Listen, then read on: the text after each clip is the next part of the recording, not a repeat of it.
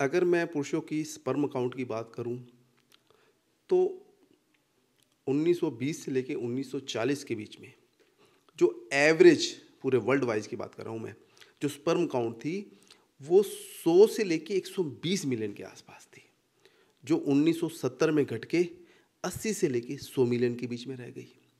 और 1990 के अंदर ये 60 से लेके 80 मिलियन के आसपास आ गई।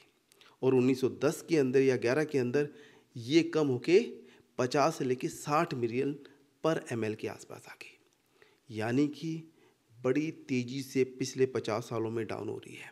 लगभग अगर डाटा देखें तो 50 से लेके 60% के आसपास जो एवरेज पुरुषों की जो स्पर्म काउंट है वो डाउन हो गई।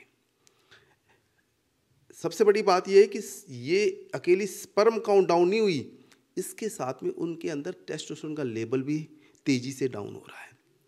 अगर पिछले 50 सालों की बात करें तो एवरेज टेस्टोस्टेरोन का लेवल पुरुषों के अंदर, पूरे वर्ल्ड वाइज की बात कर रहा हूँ, 50% के आसपास कम हो गया।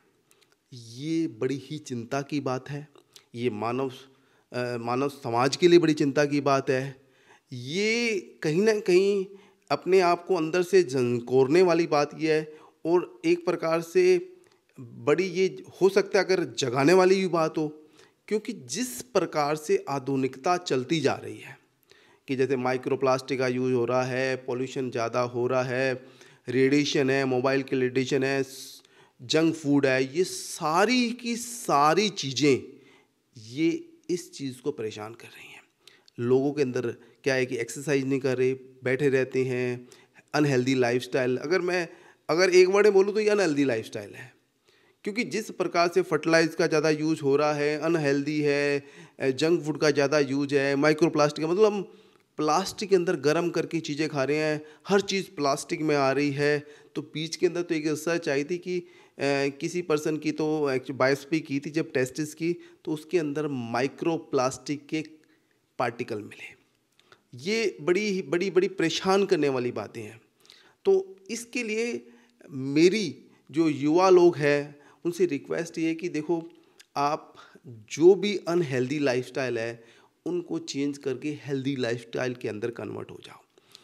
जो सबसे बड़ी बातें हैं वो मैं आपको 4-5 बातें बताता हूँ, 4-5 टिप्स बताता हूँ, आप उसका यूज़ करें। एक तो नंबर 1, टाइट कपड़े का यूज़ ज़्यादा ना करें। कई लोग हैं कि स्पोर्टर डालते हैं, लंबे टाइम तक स्पोर्टर डाल लेते हैं, या मान लो क्या है कि मान लो एक्सरसाइज घंटे भर की होती है, स्पोर्टर को 2-2 3-3 घंटे यूज़ करते हैं, या टाइट जीन्स, टाइट कपड़े, जो अंडर गारमेंट्स होते हैं वो भी सिंथेटिक डालते हैं।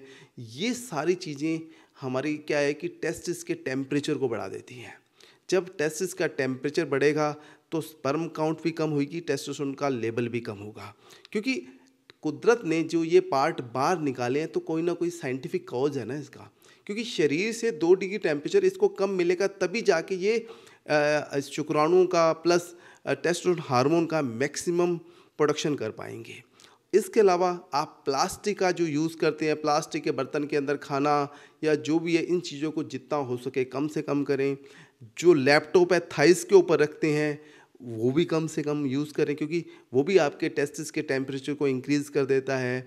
इसके अलावा आप फास्ट फूड, जंक फूड ले रहे हैं, अनहेल्दी डाइट ले रहे हैं, उसका उपयोग जितना कम से कम करें। एक जगह सीटिंग देते हैं तो उसको भी आप कोशिश करो कि बीच में अपनी मोमेंट को बढ़ाते रहें। एक जगह बैठने की जो आता है उसको चेंज करें, रेगुलर एक्सरसाइज करें, योगा करें।